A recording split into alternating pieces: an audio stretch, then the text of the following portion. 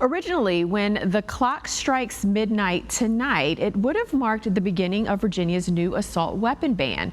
That ban is on pause for now because of a last-minute court injunction. But the questions surrounding the law and the ensuing increase of firearm purchases remain.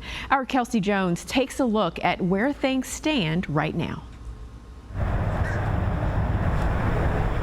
Another legal victory for opponents of Virginia's incoming assault weapon sales ban that was set to take effect July 1st, as a Washington County judge granted a preliminary injunction Monday blocking its enforcement. The law will restrict the sale and purchase of certain semi-automatic weapons and magazines holding more than 15 rounds. Guns and magazines people already owned would not be impacted.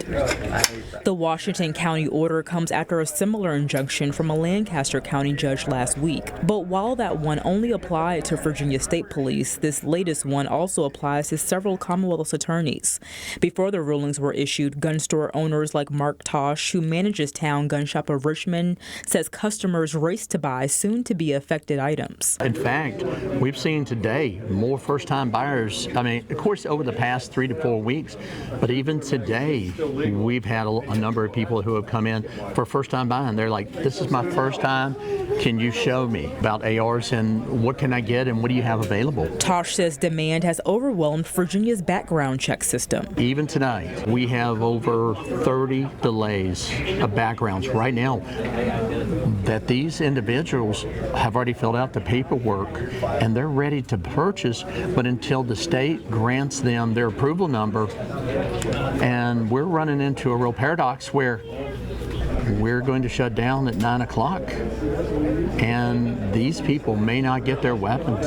He also says the legal back and forth makes it difficult for businesses to plan. Even with the injunction in place, Town Gun Shop leaders say they don't want to risk anything and will stop selling the affected items Tuesday night ahead of Wednesday.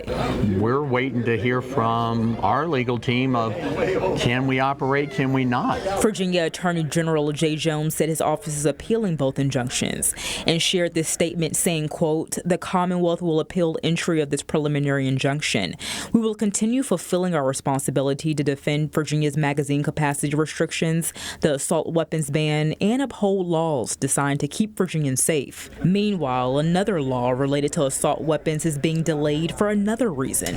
The budget approved by lawmakers Monday includes language that postpones Virginia's new statewide ban on the open carry of certain assault-style weapons in public places until July 1st of 2027.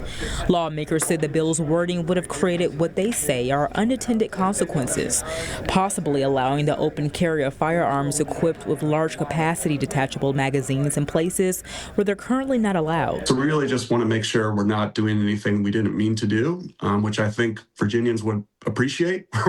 We're not trying to put laws on the books that don't make sense and that create loopholes. Delegate Garrett McGuire, who helped author the legislation, says the delay gives lawmakers time to fix the language. We were using it. We wanted to make sure we were aligning that with the assault weapon ban bill so there was no confusion.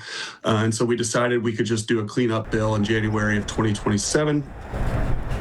Going back to Virginia's assault weapons ban, the U.S. Supreme Court announced Tuesday they would take up challenges to similar bans in Illinois and Connecticut. Those arguments will be heard in October of this year.